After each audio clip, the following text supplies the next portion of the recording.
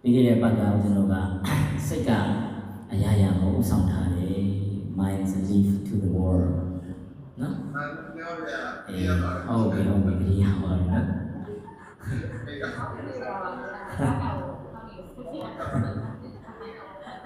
အဲ့တော့ပြီးခဲ့တဲ့ပတ်ကဦးဇင်းတို့ကစိတ်ကအရာရာကိုဥဆောင်ထားတယ်စိတ်အပေါ်မှာမူတည်ကြတယ်စိတ်သွားဦးဇင်းတို့ကလိုက်နေကြရတယ်စိတ်စိတ်ညွှန်ရဖို့ဦးဇင်းတို့ကတစ်ခါခါလိုက်နေကြပြီးတော့မှစိတ်ဥဆောင်မှုကိုဦးဇင်းတို့ခံရတာအဲ့တော့စိတ်ဥဆောင်မှုကိုခံရတဲ့အတွက်ကြောင့်စိတ်ကိုမနိုင်ဘူးဆိုလို့ရှိရင်ဦးဇင်းတို့ကသူတို့ရဲ့ဆွေးနေရကိုလိုက်တော့အောင်ပေါ့နော်အဲ့တော့ကိုယ်အလိုက်ခံတဲ့နေရာကဘယ်ဘက်ကိုလိုက်မလဲဆိုတော့အဲ့ဒါလည်းစတင်ပြီးဦးဇင်းတို့ကပေါ်ခဲ့ကြတယ်သဘောပေါက်အောင်ဦးဇင်းစွမ်းနိုင်နေများရှင်းပြနေဒီတစ်ပတ်စဉ်းစားထားတဲ့ဟာကပြီးခဲ့တဲ့အပတ်ကလည်းပဲကိုဒီဗာလေကိုပြီးခဲ့တဲ့ပတ်ကတခါလေးမှဖိုးဆုံးသွားတာပဲအဲ့ဘာလွင်နေလွင်မိုးအောင်ကိုလွင်မိုးအောင်မှာဖိုးဆုံးသွားတယ်တနေ့ရလာမသိဘူးကိုနေဆိုင်မှာဆရာတယောက်ဆုံးသွားတယ်ဆိုတဲ့အရာလေးတွေ့လိုက်ရတယ်နော်ဆိုတော့ကျွန်တော်ရဲ့မျက်စိရှေ့တွေမှာတဖြုတ်ဖြုတ်တလှက်လှက်နဲ့ဦးဇင်းတို့စီကနေထွက်သွားကြတယ်ဆိုတော့အဲ့ဒါကိုဦးဇင်းရဲ့ idea တခုရပြီးတော့မှဒီနေ့ဟိုစဉ်းစားမိတဲ့အကြောင်းအရာလေးကဓမ္မတိတာထာဝရအာကိုရာနော်ဘာလဲတရားနာမယ်ဓမ္မတိတာထာဝရအာကိုရာအဲ့တော့ဓမ္မတိတာထာဝရအာကိုရာဆိုတဲ့နေရာဒီမှာဦးဇင်းတို့ရဲ့ဓမ္မဆိုတဲ့ definition ကိုနည်းနည်းဖွင့်ဖို့လိုပါတယ်ဓမ္မဆိုတာဘာကိုပြောရလဲဓမ္မဆိုတာဖွင့်ဆိုချက်က3မျိုးရှိတယ်ဓမ္မစကားလုံးဖွင့်ဆိုချက်ပေါ့လေလူငယ်တွေနားလည်အောင်ဖွင့်မယ်ဆိုလို့ရှိရင်သဘာဝတရားရဲ့ကျင့်ဝတ်တရားရဲ့သစ္စာတရားရဲ့3မျိုးရတယ်ဓမ္မရဲ့ definition ဓမ္မဆိုတာကအရာခတ်သိမ်းဖြစ်ပေါ်ပြီးပျက်စီးတတ်တဲ့အနိစ္စသဘောဆိုတဲ့သဘာဝတရားအဲ့ဒါဘာလို့ဆိုတော့လေဦးဇင်းတို့ကဖြစ်ပြက်နှလုံးနဲ့ပြောမယ်ဆိုဓမ္မဆိုတဲ့သဘောတရားကဖြစ်လာရင်ပြက်တာပဲဖြစ်လာပြီးတော့မှမပြည့်စည်တဲ့အရာဘယ်အရာမှမရှိဘူးဆိုတာအဲ့ဒါဓမ္မရဲ့သဘာဝပဲရှင်းတယ်နော်အဲ့တလုံးရမယ်ဓမ္မကိုဖွင့်ဆိုချက်ကျင့်ဝတ်ဆိုပြီးတော့နောက်တစ်မျိုးဖွင့်တယ်အဲ့တော့ကျင့်ဝတ်ကိုဘာပြောတာလဲ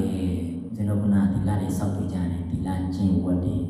မေတ္တာတရားတွေထားကြတယ်ကရုဏာတရားတွေကိုချင်းစပြီးတော့မှတစ်ဖက်သားကရုဏာထားတယ်အဲ့တော့မိမိကိုအန္တရာယ်ဖြစ်စေမယ့်အကာအကွယ်မျိုးမိမိကိုကာကွယ်နိုင်မယ့်တရားမျိုးဥပမာသီလကျိုးပေါက်ရင်ကျွန်တော်ကစိတ်ကပူပန်မှုကိုရတယ်သီလစောင့်တည်နိုင်ရင်စိတ်ပူပန်မှုကနေလွတ်သွားတယ်အဲ့ဒါဒီကာကွယ်ခြင်းပဲနော်ကျင့်ဝတ်ကိုကျင့်လိုက်တဲ့အတွက်ဒါကြောင့်ကျွန်တော်တို့တွေမှာမေတ္တာထားလိုက်တဲ့အတွက်ဒါကြောင့်မေတ္တာရတယ်ငါမေတ္တာထားတာငါမေတ္တာမရဘူးဆိုတဲ့မှာတော့အကြောင်းနဲ့အကျိုးကိုရှိတာကိုလေတစ်ဖက်လူကမေတ္တာတတ်ကိုရနိုင်ဆုံးမရှိရင်လည်းပဲသူကအဲ့မေတ္တာမျိုးမရဘူးအဲ့တော့ကိုပေးလိုက်တဲ့မေတ္တာကလည်းစစ်မှန်မှုမရှိရင်လည်းအဲ့မေတ္တာကသူစီကနေရမှာမလွယ်ဘူးပေါ့ဆိုတော့အဲ့ဒါပုံစံမျိုးကိုပြောတာကိုချင်းသီလရဲ့မေတ္တာရဲ့ကရုဏာရဲ့မိမိကိုယ်ကိုဘေးအန္တရာယ်အပေါင်းမှာစောင့်ရှောက်နိုင်တဲ့ကျင့်ဝတ်တွေကိုအဲ့ဒါကျင့်ဝတ်တရားလို့ပြောတယ်အဲ့ဓမ္မ definition ကဘယ်နှချက်ရလဲနှစ်ချက်ရတယ်ပထမတစ်ချက်ကသဘာဝတရားဆိုတာဖြစ်ပြက်အရာအားလုံးဟာဖြစ်လာပြက်လာမယ်ဆိုတဲ့တရားကိုရတယ်ဟုတ်ပြီနော်ဒုတိယတရားကကျင့်ဝတ်တရားသီလတွေစောင့်တယ်မေတ္တာတွေထားတယ်ကရုဏာတွေထားတယ်ကိုပေးလိုက်တဲ့အရာကိုပြန်ရတာပဲပြန်ရှင်းဟုတ်တယ်နော်ကိုကစောင့်ရှောက်ရင်အကာအကွယ်ကိုရတယ်အဲ့ဒါကကျ ကျင့်ဝတ်ဆိုတဲ့တရားကိုရတယ်အဲ့နောက်တစ်မျိုးကနံပါတ်3ကပါရတယ်ဆိုတော့သစ္စာတရားသစ္စာတရားကိုပြောရလဲမှန်ကန်သောအမှန်တရားကိုသိခြင်းတန်ရင်မိမိရဲ့စိတ်ကိုအေးချမ်းနိုင်မယ်ငြိမ်းချမ်းနိုင်မယ်အရာကိုပေးစွန်းနိုင်တဲ့တတ္တိနဲ့ပြည့်စုံတယ်အဲ့တော့ဦးဇင်းတို့မှာမှန်ကန်တဲ့သစ္စာတရားဆိုတာဥပမာသစ္စာ၄ပါးရှိတယ်မဂ္ဂင်၈ပါးတို့ရှိတယ်ကိုစောင့်ထိန်အပ်တဲ့သီလတရားတွေကစင်ကြယ်တယ်မှန်ကန်တယ်အမှန်တရားပေါ့အခုစကားနဲ့ပြောမယ်ဆိုရင်ဓမ္မဘက်လို့လားပေါ့အဲ့ဒါအမှန်တရားပဲဆိုတော့ဓမ္မဘက်မှာရပ်နေတဲ့လေဓမ္မတွေအမှန်တရားလေဓမ္မတွေသစ္စာတရားလေနော်အဲ့ဒါကိုကျွန်တော်ကသစ္စာတရားဆိုပြီးတော့မှဓမ္မဆိုတဲ့တလုံးလေးကိုဖွင့်လိုက် definition က3မျိုးရတယ်ဒါဥစဉ်သားလေးတော့ပြောပြတော့ပေါ့လားဘယ်နှမျိုးရလဲပြောပါဦးတစ်မျိုးပထမမျိုးကသဘာဝတရား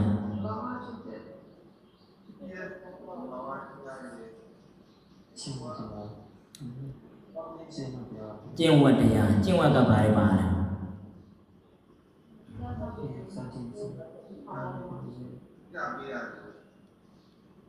ဟုတ်တယ်သီလကျင့်ဝတ်တို့မေတ္တာတရားထားတာတို့တစ်ဖက်သားကိုကရုဏာထားတာတို့လူသားဆန္ဒတို့ကိုဒီအရာတွေနဲ့စောင့်ထင်းသောအားဖြင့်စောင့်တည်သောအားဖြင့်လိုက်နာသောအားဖြင့်ကြင်ကြင်သောအားဖြင့်အန္တရာယ်အပေါင်းကကာကွယ်နိုင်စွမ်းရှိတဲ့တရားနော်နောက်တစ်မျိုးကသစ္စာတရားအမှန်ကိုသိမှငြိမ်းချမ်းမှုကိုရမှာစိတ်ငြိမ်းချမ်းမှုစိတ်အေးချမ်းမှုစိတ်တာယာမှုရမှာအမှန်မဟုတ်ဘူးဆိုလို့ရှိရင်ဦးဇင်းတို့ကဒီတရားတွေမရနိုင်ဘူးဒါဒီဓမ္မ definition လို့ဖွင့်ဆိုတဲ့ဓမ္မဒီကထာဝရအားကိုးအောင်သွားဖို့အတွက်ကဓမ္မရဲ့အနှစ်သာရဓမ္မရဲ့ဖွင့်ဆိုချက်နော်အဲ့တော့ဦးဇင်းတို့တွေမှာလူတွေလို့ဖြစ်လာပြီဆိုလို့ရှိရင်ဦးဇင်းတို့မှာလူရဲ့တဘာဝဦးဇင်းတို့ရဲ့လူသားတဘာဝလူသားဆိုတာကဘုန်းကြီးလေးပါတယ်မိမလေးပါတယ်ယောက်ျားလေးပါတယ်အကုန်လုံးတို့ဟာလူသားလို့ပြောတယ်လူပုဂ္ဂိုလ်ယဟန်ပုဂ္ဂိုလ်အဲ့ဒါလို့ယဟန်ရဲ့လူရဲ့ကွာတယ်လူသားဆိုတာဟာအကုန်လုံးပုဂ္ဂိုလ်တ attva မရှိဘူးအကုန်လုံးကလူသားအားလုံးလူသားလို့ပြောတာဆိုတော့အဲ့တော့လူတွေမှာကဦးဇင်းတို့ရဲ့အများစုထဲမှာရုပ်ဝတ္ထုရဲ့ယာတုရဲ့အာနာရဲ့တစ်ဖက်သူကိုအားကိုးတာရဲ့အားကိုးတတ်တဲ့အရာတွေကိုဦးဇင်းတို့ကအားကိုးတတ်ကြတယ်အဲ့ဒါလူရဲ့ဖြစ်တည်ရတဲ့သဘာဝတရားလူရဲ့ဖြစ်ပေါ်လာပြီဆိုရင်ကိုယ့်ရဲ့အားကိုးကမိမရှိမယ်ကိုယ်မှာပတ္တနာရှိမယ်တငယ်ချင်းရှိမယ်လုပ်ကိုင်မယ်ရှိမယ်ဆရာသမားတွေရှိမယ်ဘုရားရှိမယ်တရားရှိမယ်သံဃာရှိမယ်ဆိုတော့အဲ့ဒါတွေကိုကျွန်တော်ကရုပ်ဝတ္ထုအပေါ်မှာပဲမိတည်ပြီးတော့ငါဒီအေးရှိနေငါပြီးပြီဆိုပြီးတော့မှမိကိုပြုတ်တယ်ပေါ့ဒီအလုပ်ရှိရင်ငါဘဝအတွက်ကအဆင်ပြေပြီဆိုပြီးတော့မိကိုပြုတ်တယ်ပေါ့ဒီຢာတို့တွေရှိနေရင်ငါအတွက်ကပြုတ်ပိုင်ခွင့်ဆိုပိုင်ခွင့်လုပ်ပိုင်ခွင့်ဆိုတဲ့ຢာတဲ့အရာမျိုးပေါ့ဆိုတော့အဲ့ဒါလေးဒီဦးဇင်းတို့ဒါကိုပဲတရားအတိအားနေပြီတရားအတိမရှိသေးတဲ့အခါမှာဒါတွေကိုထာဝရအားကိုးရာအဖြစ်ဦးဇင်းတို့ကခံယူကြတယ်နားလည်ကြတယ်ဒါဒီဒါလေးငါဘဝအတွက်ထာဝရမိကိုအားထားရလို့နားလည်ဆိုတော့အဲ့ဒါဟာတကယ်ထာဝရအားကိုးဟုတ်လားမဟုတ်လားဆိုတဲ့ဟာကဦးဇင်းတို့ကတည်င်က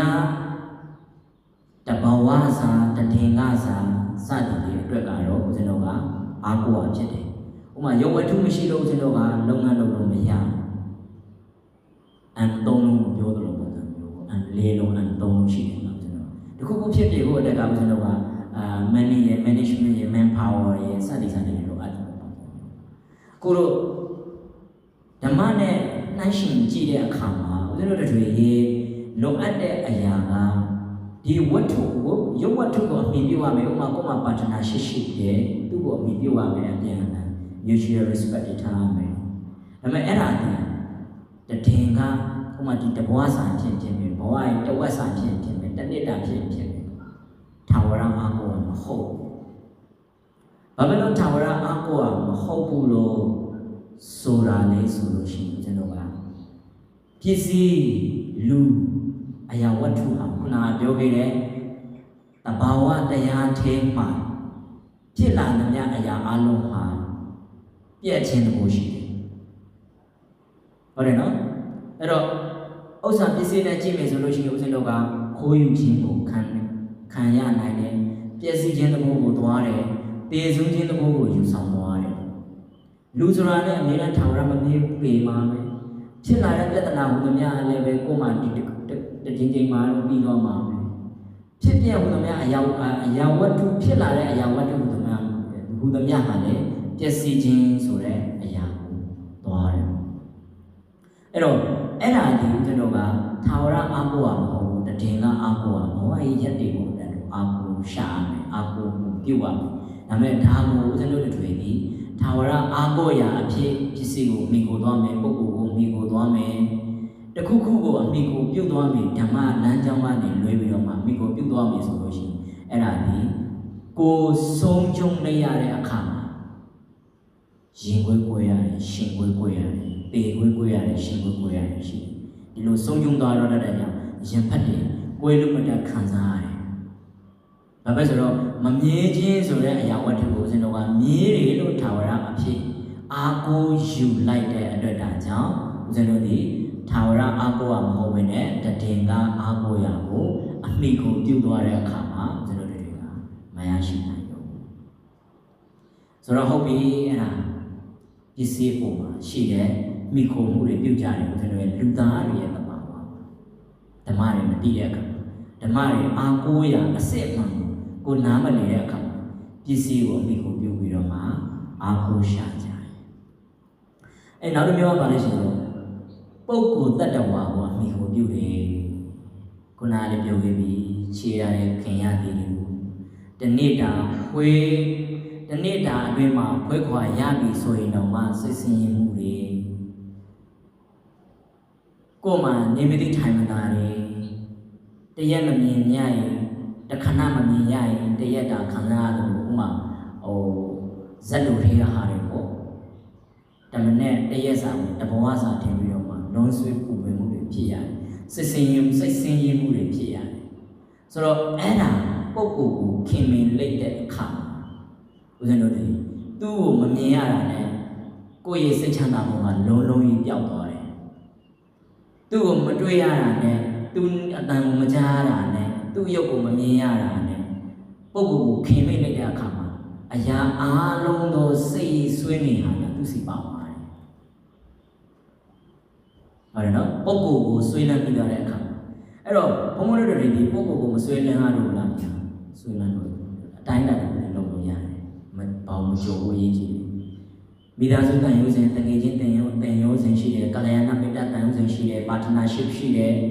မိဘနဲ့သားသမီးရှိတယ်ဒါပေမဲ့ over attachment ဖြစ်လို့မရဘူးပေါ့အဲ့ဒါမဆိုလို့လားဒုက္ခနဲ့ဒုက္ခမှာဒုက္ခကများတယ်ဒုက္ခကနည်းတယ်အဲ့တော့ဒုက္ခမရှိဘူးဒုက္ခလို့တွေ့တာမိသွားရင်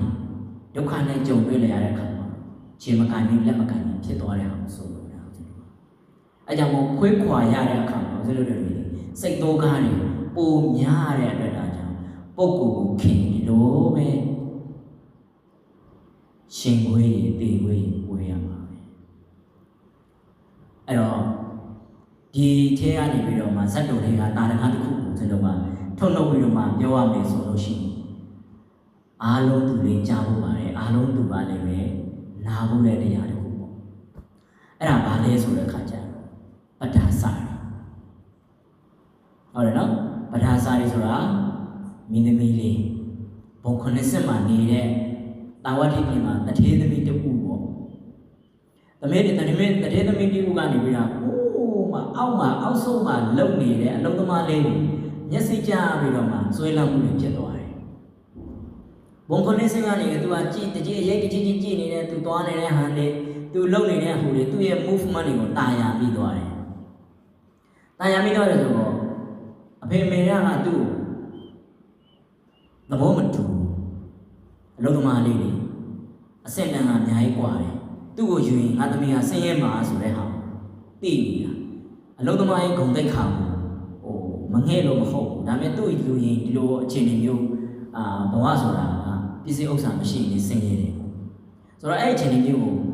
ရောက်သွားနိုင်တယ်ဖြစ်တဲ့အတွက်ကြောင့်တားထားတယ်မရဘူးတကားထဲမှာလှုံပိတ်နေတယ်ဓမင်းတွေမစားဘူးသူ့ကိုမရရင်မနေနိုင်ဘူးသူ့ကိုမမြင်ရရင်ဘလို့မှမဖြစ်နိုင်တဲ့တွေ့တာမှုကသူ့စီကိုတက်ရောက်သွားတဲ့အခါအရာအားလုံးလို့စိတ်ဟာသူ့အလုံးသမားလေးစီကိုရောက်သွားတယ်ရောက်သွားတော့တနေ့တောင်မှခိုးပြေးကြတယ်ပေါ့အိမ်ကထွက်ပြေးကြတယ်ထွက်ပြေးတော့အချင်းချုပ်လေးဆိုရမယ်ဆိုလို့ရှိရင်စစ်စင်းရဲနဲ့ဘဝတစ်ခုကိုတိုးရလေးတစ်ခုမှဖြတ်တန်းရတယ်ဖြတ်တန်းရတဲ့အခါမှာပထမသားလေးကိုမွေးလာတဲ့အခါမှာငါတို့တာဝတိပြည်ကိုအမေတို့အိမ်ကိုသွားပြီးတော့မှငါရဲ့သားတွေမွေးရမယ့်သားရတနာလေးကိုသွားမွေးမယ်ပေါ့ဟိုကျွန်တော်အခုခေတ်လေးရှိရလေအပိုးဟာဆိုတာကဥမာမျိုးသမီးတွေအထူးသဖြင့်ပွင့်ရှိလာပြီဆိုလို့ရှိရင်ကလေးမွေးတော့မယ်ဆိုလို့ရှိရင်ကိုယ့်အမေကိုတောင်းလာကြတယ်ဒါအမျိုးသမီးရဲ့သဘာဝလို့ဆိုလက်ခံထားတယ်ကိုယ့်အမေကိုတောင်းလာကြရင်အမေရဲ့မေတ္တာတရားတွေအမေဟာငါတို့ကိုမွေးပေးထားတဲ့အမေဖြစ်တဲ့အတွက်ကြောင့်အမေဆိုတဲ့အားကိုးရာကိုလက်ရှာကြတဲ့အခါမှာဟိုဦးဇင်းတို့တွေကိုအမေရှိရာသွားပြီးတော့မှကိုယ့်ရဲ့မွေးမိဘချင်းကိစ္စတွေကိုအမေနဲ့အတူတူဖြတ်တန်းရှင်တဲ့စံတာတွေရှိတယ်အဲ့တော့အမေရှိရာကိုသွားမွေးတယ်အဲ့တော့မေတို့မာယာလေးပဲဦးဇင်းတို့ကကပိလဝတ်ကိုကနေမေတို့မာယာလေးပဲသူ့အမေရှိရာကိုသွားမွေးဖို့သွားတဲ့အခါမှာလမ်းမှာတိတ်တထမင်းသားကိုမွေးသွားတယ်မတ်တက်ရပြီးတော့မွေးသွားတယ်ဆိုတော့အဲ့ဒီတာရကတွေကိုတော့ထောက်တတ်ချက်ခါမှာအမျိုးသမီးတွေရဲ့တဘာဝမှာမိဘကဒီဆိုလို့ရှိရင်ကိုယ့်အမေကိုတောင်းတကြတယ်ကိုယ့်အမေရဲ့မေတ္တာတရားကိုလိုလားကြတယ်အဲ့တော့ပထမသားလေးခါမရလိုက်ဘူးအဲ့ခွင့်ဒုတိယသားလေးကြတဲ့အခါမှာအဲ့ဆိုရင်အမျိုးသားကသွားနေသွားဆိုပြီးတော့မှသွားကြတယ်လမ်းတစ်ဝက်မှာမိုးတွေရွာလေတွေကြီးအကြီးကြီးဒုက္ခတွေရောက်ပြီးတော့မှကလေးလေးကမွေးဖို့ဖြစ်တဲ့အခြေအနေကိုရောက်သွားတယ်အဲ့ကြောင့်မှမွေးကနေမှထင်းနေရှာမယ်ခိုလုံခွင့်ရအောင်အတွက်ကသူ့အမျိုးသားကထင်းနေရှာတဲ့အခါမှာ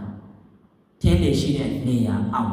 ငွေဟောက်ပါရှိနေတော့ဖူးဆိုတောက်လိုက်ပေးသွားတယ်စိတ်မိသွားတယ်ဆိုတော့အဲ့ဒီမှာစုံပြီးလင်ယောက်ျားတိုးထဲမှာမွေကက်ပြီးတော့တည်သွားတာအဲ့တော့မွေကက်ပြီးတော့တည်တဲ့အပြင်သားကြီးကိုလည်းပဲမြစ်ထစ်ကိုကူးနေတဲ့အခါမှာသားငယ်လေးကမွေးပြီးတော့မှနုဖဖလေးကိုသူ့ရဲ့အမေရွာကိုသွားတဲ့အခါမှာမြစ်ရေစီးနေတဲ့ခုနကမိုးရွာထားတဲ့ရေစီးနေတဲ့မြစ်ဟာမြစ်ငယ်လေးဟာရေစီးတန်နေတယ်ပေါ့အဲ့ဒါကမှသားအကြီးကိုဒီဘက်မှာထိုင်ခိုင်းတယ်သားရဲ့ဒီဘက်မှာထိုင်ခိုင်းသားငယ်ကိုဟိုဘက်ကိုမင်းတော့ပို့လိုက်တယ်တော့ပို့ပြီးတော့မှပြန်မလာသေးဘူးဟိုဘက်ကအမေဆင်းလာတာနဲ့သားကလည်းသူ့ကိုခေါ်တယ်လို့ထင်ပြီးတော့မှဒီဘက်ကိုပြန်ဆင်းလာတော့အမေကလက်ရလိုက်တဲ့အမေတားရင်မလာနဲ့လို့လက်ကာတာကိုလက်ရခေါ်တယ်လို့ထင်တယ်တားကြီးက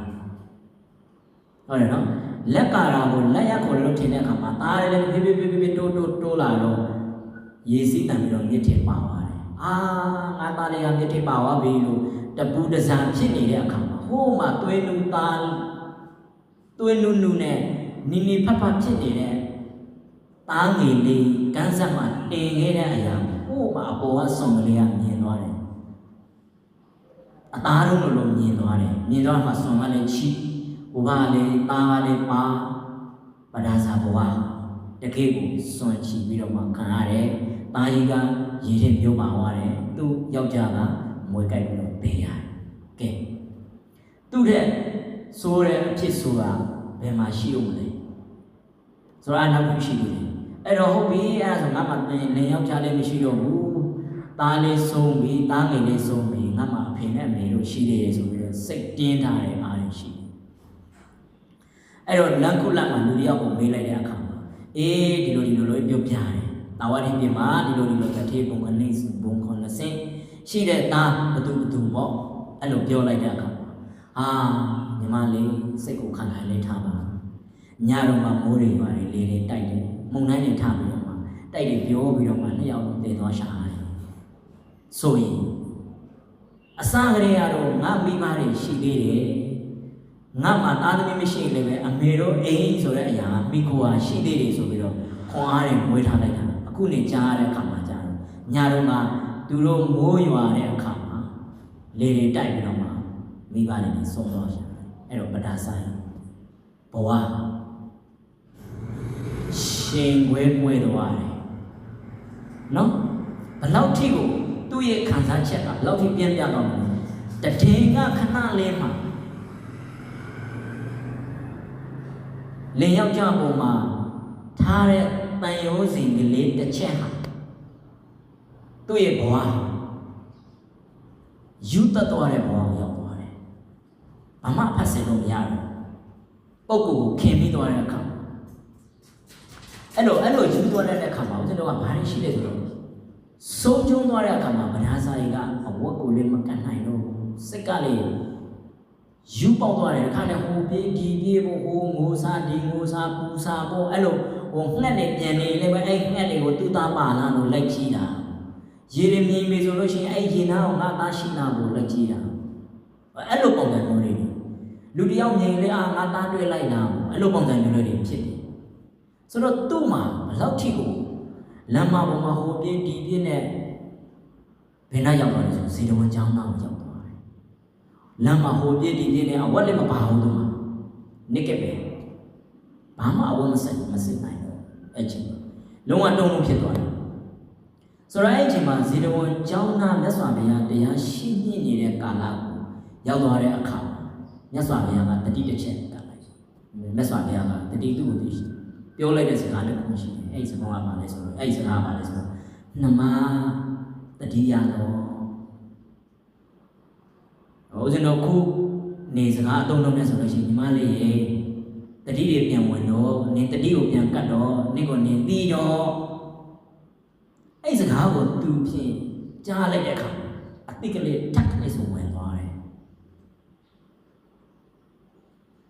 အဲ့တော့အတိတ်ကလေးအဲ့လိုတစ်ချက်ဝင်သွားတဲ့အခါမှာသူ့မှာဘာမှမပါဘူးတော့မြတ်စွာဘုရားနာကိုကတ်လို့လွယ်ဘူးမလွယ်ဘူးဘာမှမရှိဘူးနစ်ကက်ပဲအဲ့ချိန်မှာဒကမကြီးတွေဖြစ်မလားဒကာကြီးတွေဖြစ်မလားအဲ့တော့တုတ်တန်တွေမှာတိကျတော့ယောက်ျားလားမိန်းမလားသိကြမပြောတာဘူးလေဘဲမှာပတ်ထားတဲ့ပေါ်ဝါပေါ့အခုမှဒကမကြီးတို့ဒကာကြီးတို့မှာဟိုတရားနိုင်အဲ့လိုပေါ်ဝါလေးပေါ့နော်ပေါ်ဝါလေးပတ်ထားတယ်ပတ်တဲ့ဆိုသူပေးလိုက်တယ်အဲ့ဒါနဲ့ပဲကြပြားကြရမြတ်စွာဘုရားနာကိုကတ်လိုက်သူမှဘာမှမပါဘူးဆိုတော့အဲ့ဒါနဲ့ပဲသူမှကြပြားကြရနဲ့မြတ်စွာဘုရားကိုအနာကိုကတ်လိုက်တဲ့အခါလူတယောက်ရဲ့စိတ်ဓာတ်ကြနေတဲ့အခါမှာလူကြီးစီနေလူပုဂ္ဂိုလ်တွေဘယ်သူမှမကင်နိုင်ဘူးသူအတိတ်တစ်ချက်ဝင်သွားတဲ့အခါပါလဲဆိုတော့နမတတိယလောလို့မြတ်စွာဘုရားပြောလိုက်တဲ့အခါအတိဝင်သွားတယ်။အော်ငါခန္ဓာမှာဝတ်လည်းမရှိတော့ဘာမှမရှိတော့မြတ်စွာဘုရားကိုမြင်ပြီးတော့မှတာမန်ကြည့်လိုက်ရင်တော့မြတ်စွာဘုရားကလူပုဂ္ဂိုလ်လို့မြင်ပေမဲ့လည်းမြတ်စွာဘုရားကထွက်လာတဲ့မဟာကရုဏာမဟာမေတ္တာရဲ့အစွမ်းတတ္တိရဲ့မြတ်စွာဘုရားမှာရှိနေတဲ့ဓမ္မရဲ့အတိဉာဏ်လေးထာဝရအာကိုရအဖြစ်မြတ်စွာဘုရားစီကတရားနာခွင့်ကိုရသွားတယ်ဆိုတော့အဲ့ဒီအချိန်မှာပဒါစာရီလေးတတိတွေပြန်ဝင်လာပြီးတော့မှမြတ်စွာဘုရားတရားတွေကိုနာယူမှတ်သားလိုက်တဲ့အခါသောတာပန်တက္ကရာအနာဂတ်ဘဝရောက်ရှိသွားတယ်အဲ့တော့မြတ်စွာဘုရားစီကဓမ္မအတိဓမ္မတရားဟာထာဝရအာကိုရအဖြစ်သူနားလေသွားတဲ့အခါမှာပဲသူ့ဘဝအေးချမ်းမှုတာယာမှုရရှိသွားနိုင်တယ်အဲ့တော့မြတ်စွာဘုရားကသူမကိုနှစ်သိမ့်ရုံနဲ့မကဘူးတန်တရားရဲ့သဘောတရားပဒါစာရဲ့အခုနေကြနေတဲ့နေ့ရဲ့မျက်ရည်ဟာဒီဘဝနေမဟုတ်ဘူးနေငိုရတဲ့မျက်ရည်ဒီသားရဲ့သမီးတွေဒီပုဂ္ဂိုလ်ကိုခင်ပြီးတော့မှကြာခဲ့ရတဲ့မျက်ရည်ဟာအမိဘတွေကြောင့်အဖိုးအဖွားတွေကြောင့်သားလေးယောက်ျားကြောင့်သားသမီးတွေကြောင့် ပုဂ္ဂိုလ်ကိုခင်ပြီးတော့မှကြာခဲ့တဲ့မျက်ရည်ဟာသမုဒ္ဒရာမကတော့ဘူးသမုဒ္ဒရာ၄စင်းထက်ကိုနေမျက်ရည်ကပေါ်သွားပြီဆိုတဲ့အခါသူတွေတောင်းရရမယ်ဟောသမုဒ္ဒရာ၄စင်းမှာရှိတဲ့မျက်ရည်ဟာဘယ်လောက်များလဲဆိုတော့ငါအဲ့ထက်တော့မှများသွားပြီဆိုတဲ့ဟာတတိတောင်းရရမယ်ဟောဘယ်တော့မှအငိုမတိုက်နိုင်တဲ့လမ်းကြောင်းကိုငါကနေယူသွားမိတယ်ဆွေးငင်မိသွားတယ်စိတ်ရည်စေညွန်ရလူတယောက်ကိုအပေါ်ကနေပြီးတော့မှကြည့်လိုက်တဲ့တန်ရုံးစီတွေးတာမှုဟာငါဘဝအရာရာပျက်စီးခြင်းတဘိုးကိုဆောင်သွားတယ်ငါရဲ့အခြေအနေမျိုးမှာသမုဒ္ဒရာ၄စင်းထက်မျက်ရည်နဲ့ငိုခဲ့ရပြီဆိုတဲ့ဟာငါမြတ်စွာဘုရားကနမတတိယတော်ဆိုတဲ့စကားလုံးတစ်ခွန်းကနေပြီးတော့မှဒီလိုအမှန်တရားကိုထုတ်ဖို့ပြောလိုက်တဲ့အခါဓမ္မကိုမိန့်ခိုးခွင့်ရသွားတယ်ခုနကပြောတယ်ဘယ်တော့တဘာဝတရားပြီးပါလေကျင့်ဝတ်တရားပြီးရင်သစ္စာတရားတဘာဝတရားကိုလည်းသူမြင်သွားတယ်လူဘဝမှာဒီလိုမျက်ရည်တွေငိုခဲ့ရတဲ့အခါကျင့်ဝတ်လေးတွေဒီကျင့်ဝတ်တွေကိုကျင့်မှသီလတရားတွေမြင်မှကိုယ့်ရဲ့အကာအကွယ်လေးရတော့မယ်အမှန်တရားဆိုတဲ့ဓမ္မသစ္စာတရားကိုမြင်လိုက်ရတဲ့အခါသူဒီဘယ်အဆင့်ကိုရောက်သွားလဲဆိုတော့ဦးဇင်းတို့တွေ့တာဓမ္မစာရီဟိုကပဒါစာရီဆိုတဲ့ဒဂမလေးဟာဝိနည်းတို့အရာမှာအတူဆုံးဧတဒတ်ဘိက္ခုနီမှာအဆင့်ကိုမြတ်စွာဘုရားစီကနေပြီးတော့မှဧတဒတ်ပွင့်ပေါ်တော့မှာရရှိနိုင်တဲ့ဆုံးအားတွေပြည့်ဝသွားတယ်ဟုတ်ပြီနော်သူပုဂ္ဂိုလ်ကိုခင်ပြီးတော့မှပုဂ္ဂိုလ်ကိုတွေ့တာပြီးတော့တဲ့အခါသူဘာဆိုပါမှတနေ့ကိုအိမ်လေးပြန်ကျင်နေတယ်ငါသားလေးတွေကိုမွေးလိုက်ရင်ပထမသားလေးကိုအခွင့်မရရင်ဒုတိယသားလေးမွေးတဲ့အခါမှာငါအိမ်ပြန်မယ်အမေအိမ်မှာဒီသားကိုမွေးမယ်ဆိုတဲ့စိတ်တွေနဲ့ပဲသူမှဘာမှမရနိုင်ဘူးနဲ့မြတ်စွာဘုရားနဲ့ဓမ္မအတိကိုထာဝရအာကိုရအဖြစ်ရတဲ့အခါမှာဒီဘဝဒီခန္ဓာတော်မှာမာတော်မှာဘိက္ခုနီမထဲမှာတာမန်ဘိက္ခုနီမမဟုတ်ပဲနဲ့ဝိနည်းအရာမှာအတူဆုံးအတိဆုံးအနားလေဆုံးအဆောင်တိန်ဆုံးဆိုတဲ့ဧတဒတ်ဘွေဂုံထုရရှိသွားနိုင်တယ်စွမ်းအားရှိသွားတယ်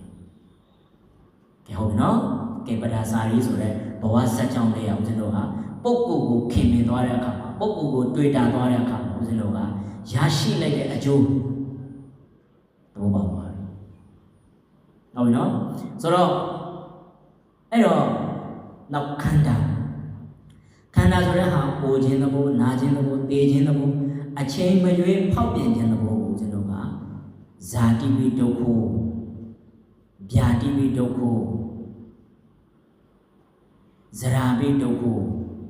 မရဏပိဒုက္ခမွေးလာတဲ့ဒုက္ခပေါ်လာတဲ့ဒုက္ခနာလာတဲ့ဒုက္ခသိလာတဲ့ဒုက္ခအဲ့တော့အိုခြင်းနာခြင်းတေခြင်းဆိုတဲ့ဒုက္ခကိုအချိန်မရွေးဖောက်ပြန်သွားနိုင်တဲ့အတွက်ဒါကြောင့်ခန္ဓာဆိုတဲ့ခန္ဓာကိုယ်ကြီးအိမ်ထဲမှာဓမ္မရဲ့တောရလမ်းအမှန်တရားကြီးဒီကိုပဲစောင့်နေဘာမှအနှစ်သာရမရှိဘူးတဘောတခန္ဓာကိုမှတော့မှကိုယ်မှုဒုက္ခနာမှုဒုက္ခခုနစိတ်ဆင်းရဲမှုဒုက္ခတွေ့တာရတဲ့ဒုက္ခအစမပြေမှုတွေဒုက္ခတွေနဲ့တွေ့နေရတဲ့အခါမှာကျွန်တော်ဟာဘယ်မှာလဲတွေ့တာစရာဘယ်မှာလဲဖတ်ထားစရာဆွေးထားတယ်ဆိုတော့တည်ငါအနေနဲ့အားကိုးလို့ရတယ်တဘဝအနေနဲ့အားကိုးရတယ်ဒါပေမဲ့ထာဝရအားကိုးလို့မရဘူးငါအမေတွေမကြမ်းမမာဖြစ်လာတဲ့အခါမှာငါလေးပဲရှေ့ရသွားရင်သွားနိုင်တယ်နောက်ကလိုက်ရင်လိုက်နိုင်တယ်သိကြတာကအားလုံးဟာတနေ့သိရမှာပဲဆိုတော့ခန္ဓာကိုယ်ရဲ့တဘာဝကိုကျွန်တော်ဟာနားလည်မှရကြတယ်ဟုတ်ပြီနော်အဲ့တော့ဓမ္မဒီအပဲဘာကြောင့်ထာဝရအကိုအဖြစ်တယ်ဆိုတဲ့အရာလေးကိုကျွန်တော်ကပြီးဖို့လိုလားအဲ့ဒါလေးနဲ့တဲ့အရာလေးကိုဘေးကင်းစေခြင်းဆိုတဲ့အရာလေးကိုကျွန်တော်ပြီးဖို့လိုတယ်အဲ့တော့မြတ်စွာဘုရားရဲ့ပါဠိလိုထဲမှာတော့ဘာကိုဟောတာလဲဆိုဓမ္မောဟဝေရက္ခတိတိဓမ္မစာရီဓမ္မောဟဝေရက္ခတိတိဓမ္မစာရီတရားကိုစောင့်တော်သူကိုတရားကပြန်လေစောင့်ရှောက်ပါတယ်ပါဠိအတိတ်ပဲဟုတ်တယ်နော်တရားကိုစောင့်ရှောက်တဲ့သူ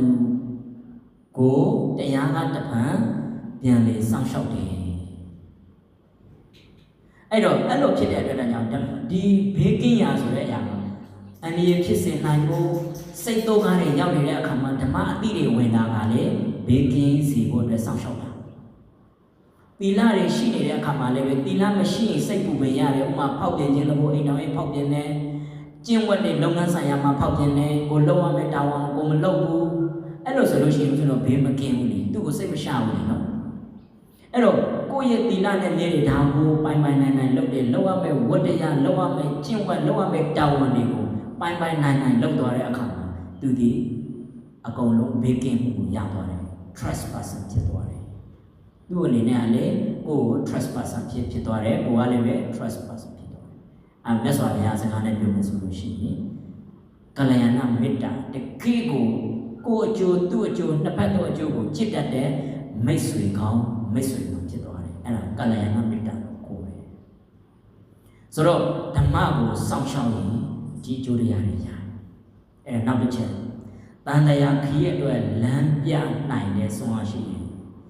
သေဆုံးသွားတဲ့အခါမှာဦးဇင်းတို့တို့ထွေပြီးကိုပြုခဲ့တဲ့ကုသိုလ်ရဲ့အကုသိုလ်ရဲ့နှစ်မျိုးပဲရှိတယ်အဲ့တော့စိတ်ထားကောင်းနဲ့တရားဓမ္မအတိကိုသိပြီးတော့မှကိုပြုရမယ်ကုသိုလ်ကိုများယူသွားမယ်ကိုချင်းတရားတွေကိုကောင်းအောင်စောင့်တည်သွားမယ်ကိုကျင့်ရမယ်တရားတွေကိုတန်တရားရိက္ခာအတွက်ကယူသွားမယ်ယူနိုင်မယ်ဆိုလို့ရှိရင်ဦးဇင်းတို့ရဲ့ဒီဘဝဒီခန္ဓာမှာမပြီးသေးတဲ့တန်တရားလေရမယ်ဝတ်စင်အပေါင်းမှာဒီဓမ္မအတိဓမ္မရဲ့ကျင့်စဉ်ဓမ္မရဲ့စောင့်ရှောက်တတ်တဲ့တရားတွေပါရမီအဖြစ်ယူသွားနိုင်တဲ့အခါရိက္ခာအဖြစ်လမ်းတစ်ဝက်မှာလမ်းဆုံးတဲ့အခါမှာစားသုံးခွင့်ရမှာအဲ့တော့ဒီဘဝဒီတဲ့ခါမှာဦးဇင်းတို့ကအကုသိုလ်တွေပါနဲ့လူလေးဆိုတော့ရိက္ခာတော့ယူသွားတယ်ကြာရှည်မခံတဲ့လမ်းတစ်ဝက်မှာတိုးသွားနိုင်တဲ့ရိက္ခာနဲ့တူတယ်အထုပ်တော့ထုတ်သွားတာပေါ့ဒါပေမဲ့ကိုယူသွားတဲ့ဟာကခဏလေးပဲခံတဲ့အထုပ်မျိုးအစားအစာမျိုးဆိုရင်အဲ့ဒါအကုသိုလ်နဲ့တူရဲ့တဲ့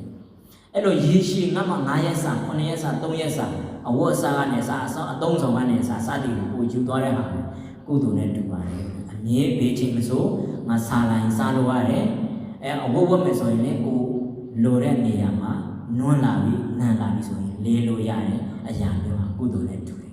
အဲ့တော့ခရီး9ရက်တာခရီးထွက်မဲ့အစီအစဉ်မှာတော့ဦးဇင်းတို့က preparation လို့ခေါ်တဲ့ကြိုတင်ပြင်ဆင်မှုကဒီလောက်လုပ်ရတယ်ဆိုတန်တရားခရီးကိုဆက်မဲ့ဦးဇင်းတို့တို့ထွေတာဘလောက်များ preparation လုပ်ရမလဲဟုတ်တယ်နော်အဲ့လိုဖြစ်တဲ့အတွက်ကြောင့်ဦးဇင်းတို့ဟာဓမ္မတန်ဝင်ရတယ်ယူပြီးတော့မှတတ်နိုင်တဲ့များစွမ်းနိုင်တဲ့များဦးဇင်းတို့ကဘာယူရမလဲဆိုတော့မကောင်းရှောင်ကောင်းဆောင်ဖြူအောင်စိတ်ကိုထားဆိုတဲ့ကျင့်ဝတ်တွေနဲ့ကျင့်ဆောင်ယူနိုင်မှာခုနကကုသိုလ်နဲ့တူတဲ့ရိက္ခာကိုရရှိနိုင်မှာဖြစ်တယ်ဟုတ်ပြီနော်အဲ့တော့စိတ်ဓမ္မရေးစောင့်ရှောက်တဲ့အခါမှာဒီလိုရတယ်ဓမ္မအတိကိုရတဲ့အခါမှာဒီလိုကြိုးတရားတွေရတယ်အဲ့တော့အတွင်းစိတ်တွေကိုလေငြိမ်းချမ်းမှုကိုပေးစွမ်းနိုင်ပါတယ်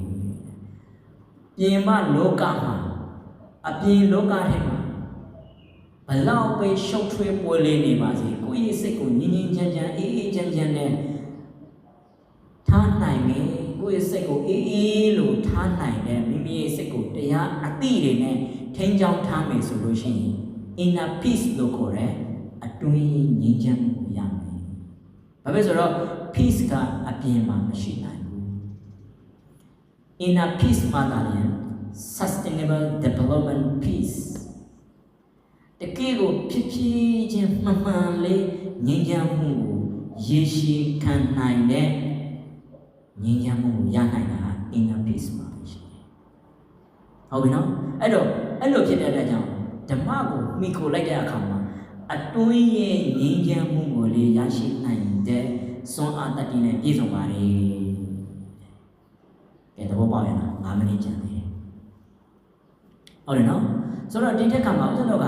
ဓမ္မကိုအလကားတတ်မဲ့ထာဝရအားကိုးရာအတွက်ကမြတ်စွာဘုရားဆိုလိုတာဟုတ်သလား။အချက်အလက်တွေနဲ့ပြပြတာနော် အချက်လက်နဲ့ဒီတရားကိုစောင့်ရင်တရားကတစ်ဖက်စောင့်တယ်ဒီတရားတွေကိုကျင့်သွားရင်တန်ត្រာရိခါတွေကပါသွားနိုင်တဲ့စွမ်းအားတွေရှိတယ်ဒီတရားကိုကျင့်တယ်ဒီမေတ္တာတွေပွားတယ်ဒီအပြင်မှာလောကမှာဘလောက်တဲ့စူပွားရိုက်နေပါစေ inner peace ကိုစွန့်နိုင်တဲ့ပေးစွန့်နိုင်တဲ့စွမ်းတတ္တိနဲ့ပြည့်စုံတဲ့အတွက်ဒါကြောင့်ဝါဒါဒီထာဝရအကိုရမယ်ဒီဟာမှာပဲရှိတယ်နောက်တခြားပုဂ္ဂိုလ်ကိုတွေ့တာလို့ပုဂ္ဂိုလ်ကိုခင်မလို့ထာဝရအကိုရဖြစ်ဘူးတည်ငါအကိုရရှိတယ်ကိုကမေတ္တာတရားရဲ့အားနည်းနေတဲ့အခါမှာသူစီကနေမေတ္တာတွေရလိုက်တယ်သူရဲ့စောင့်ရှောက်မှုကိုကမချမ်းမှာဖြစ်တဲ့အခါမှာသူရဲ့စောင့်ရှောက်မှုစေကံကိုလက်ပြတယ်ဆရာဝန်ကဆေးလို့တယ်โอเคတည်ငါရတယ်အဲ့ဟာလေးကိုလေဦးဇင်းတို့ကပုဂ္ဂိုလ်ကိုခင်နေလို့ဆိုငါနာလို့အကုန်လုံးကန်ချပြနေဆိုလို့မရဘူးပေါ့နော်ဆိုတော့တည်ငါအားကိုးရအဖြစ်အမိကိုပြုတ်ပြီးတော့မှမိဘရဲ့အားကိုးရဆရာသမားရဲ့အားကိုးရကိုယ့်ရဲ့ partnership အားကိုးရဒါတွေကိုလည်းအမိပြုတ်ရမယ်ဒါမဲ့ over အနေနဲ့ဦးဇင်းတို့က attachment မဖြစ်ရအဲ့လိုဖြစ်သွားပြီဆိုလို့ရှိရင်ပဒါစာတွေနဲ့တူတဲ့အလားတန်မျိုးဦးဇင်းတို့ကရောက်သွားနိုင်တယ်ဆိုတဲ့ဥပင်တောကကိုငါလမ်းကြောင်းဖောက်နေရရောက်နေဆိုတဲ့ပဒါစာရဲ့ဝတ္ထုလေးကိုဦးဇင်းတို့ကခေါင်းထဲမှာပြန် recall လုပ်လိုက်နော်အဲ့ဒါဆိုလို့ရှိရင်ဦးဇင်းတို့တို့ရဲ့စိတ်ကငြိမ်းချမ်းဖို့အေးချမ်းဖို့တာယာဖို့ဆိုတဲ့အရာလေးကိုရောက်ရှိနိုင်တဲ့စွမ်းအားတွေရှိတယ်အဲ့တော့နောက်ဆုံးမှဘာလဲဆိုလို့ရှိရင်ဦးဇင်းကဒီလိုစစ်မှန်တဲ့တရားကိုအားကိုးမိတဲ့အခါဦးဇင်းတို့ကမွေးမြူမိထားတဲ့ကိုယ့်ရဲ့အလေးအကျင့်ကနေအလေးအထားလုပ်ပြီးတော့မှစိတ်ကလေးကိုမရရှိနိုင်တဲ့စွမ်းအားတွေကိုရရှိနိုင်အောင်နည်းနည်းစီလှုပ်သွားမယ်ဆိုလို့ရှိရင်အလေးအကျင့်ကနေအလေးအထားဖြစ်သွားမယ်အဲ့ဒါအရေးကြီးတယ်အဲ့တော့မမြဲသေးတဲ့တရားကိုဆင်ခြင်မိတဲ့အခါမှာမမြဲသောတရားဆိုတဲ့ပဒါစာတွေပိုင်ဆိုင်ခဲ့တဲ့မိသားစုပစ္စည်းဥစ္စာလက်တစ်ဖြစ်အတွင်းမှာအကုန်လုံးနေချုပ်သွားတယ်သူလေးအယူတစ်ပိုင်းဖြစ်သွားတယ်အဲ့တော့စစ်မှန်တဲ့တရားကိုအာကိုရှာလိုက်တဲ့အခါမှာအာကိုရတဲ့အခါမှာသူဟာအယူဘဝကနေကြည်တင်နိုင်ပြီးတော့မှငွေကြီးဟာမှမဟုတ်ဘူးလူအတိုင်းဝိုင်းဟာကိုယ့်ရဲ့အာကိုရမဟုတ်ဘူးတည်ငါတာဖြစ်တယ်မြတ်စွာဘုရားကြီးပေးထားတဲ့ဓမ္မတိတာထာဝရအာကိုရဖြစ်ကျွန်တော်ဟာလက်တွေ့ဘဝမှာကျင့်ကြံနိုင်တယ်အားထုတ်နိုင်တယ်အဲ့တော့လက်တွေ့ဘဝမှာကျွန်တော်ဟာပဒါစာရီဆိုတဲ့ဇတ်တော်လေးကိုသိပြီးတော့မှမိမိရဲ့တန်ထဲမှာပုဂ္ဂိုလ်ကိုအာကိုရှာလို့မရဘူးဓမ္မတိတာထာဝရအာကိုရဖြစ်တဲ့အတွက်ဒါကြောင့်ပဒါစာရီလေးဟာဘလောက်ပဲပူပင်သောကတွေရောက်နေပြီမဲ့လေမြတ်စွာဘုရားကြီးဓမ္မမြတ်စွာဘုရားကြီးတရားနဲ့တွေ့တဲ့အခါမှာသူသည်အာကိုရအစစ်မှန်ကိုရရှိနိုင်တဲ့အတွက်ဒါကြောင့်သောတာပန်တက္ကရာအနာဂတ်ယဟန္တာဖြစ်ကိုရောက်ပြီးတော့မှဝိနည်းတို့အရာမှာဧတထဆိုတဲ့ဝိတို့ကိုရရှိနိုင်တဲ့စွမ်းအားနဲ့ပြည့်စုံသွားတဲ့ထာဝရအာကိုရအစစ်အမှန်သူရရှိနိုင်တဲ့အတွက်ဒါကြောင့်အလုံးစုံတရားနာယောဂီလူတို့စင်တို့သည်မိမိရဲ့အာကိုရအစစ်အမှန်သည်ပုဂ္ဂိုလ်မှာမရှိဘူးထာဝရအာကိုရသည်ဓမ္မတိတာထာဝရအာကိုရဖြစ်တဲ့အတွက်ဒါကြောင့်ဒီတရားတွေကိုအမြဲထာဝစဉ်အာကိုနိုင်သောသူတို့စင်များဖြစ်ကြပါစေကုန်